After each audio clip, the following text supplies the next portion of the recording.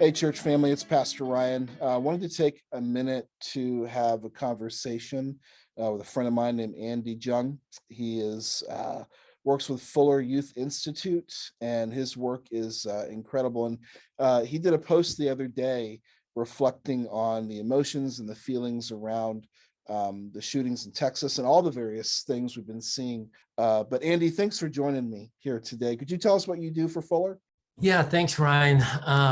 My job title is Director of Church Engagement, but that really means that I get to oversee an amazing team for all of our trainings that we do at Fuller Youth Institute. So that includes our cohort trainings, our coaching and consulting work that we do, the speaking engagements that we have, and so it's great. And then I get to connect with leaders like you and many others across the country, and provide support, but also just kind of have conversations that will continue to keep us connected to what's happening on the ground.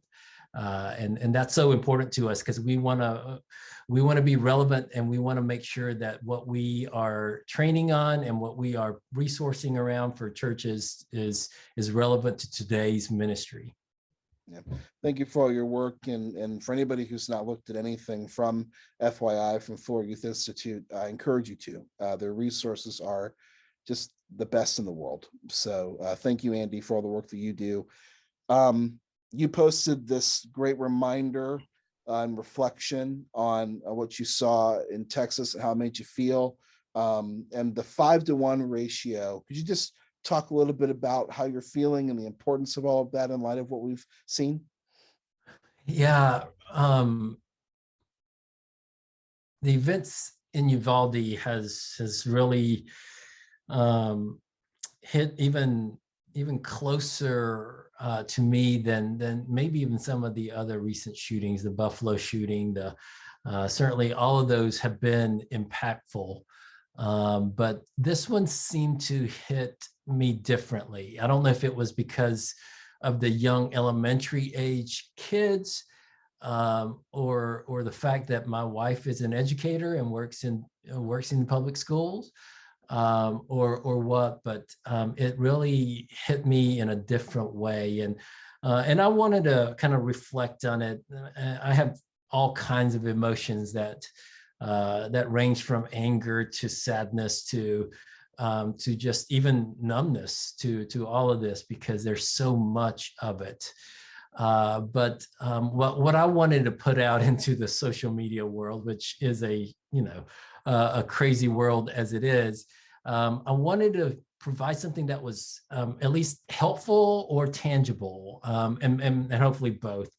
One of the things that came out of our sticky faith research at Fuller Youth Institute that really happened 12 to 15 years ago now, is that young people really desire, contrary to popular belief, that they desire relationships with adults, and what's happened over the years because of our cultural shifts is that they have less and less adults in their lives.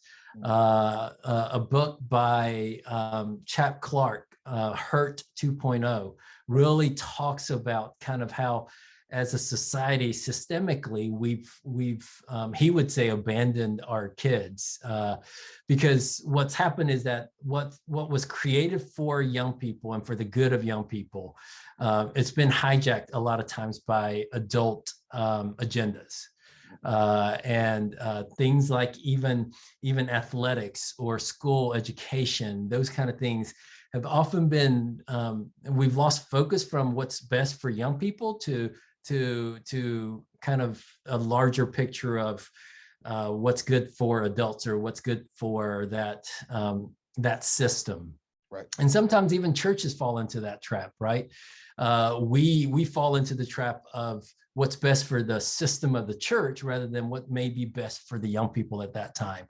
And so one of the principles that we developed and we saw in our research was that young people need at least 5 caring Christian adults, who not only need to know their names, but to really invest in their lives, to invest in their lives enough to earn the trust for the young people to be willing to share their joys and their pains with us. And that doesn't happen automatically, right? You and I both know that, Ryan, that young people just aren't going to trust us just because we show up. Right. But we have to earn that trust today. And so that we know them well enough, that we show up consistently enough so that young people know that we're there for them. And that they would trust us enough to share their joys and their pains. And our research says that our young people need at least 5 outside of their parents or their guardians who invest enough for them to be able to say, hey, if I'm in trouble or if I'm dealing with something, I can go to this person over here or that person over here because I trust them. And be willing to share whatever they may be going through, the joys of what they're experiencing, or some of the pains that they're experiencing. And I really believe that the church should be that place for them. Yeah. They can find those adults outside of church, but my hope is that the church is at least 5 adults in the church would be that kind of adult for a young person. Thank you, Andy, for all that you do. Thank you for your time, even now. So bless you, brother. Thank you. Thank you, Ryan. Take care.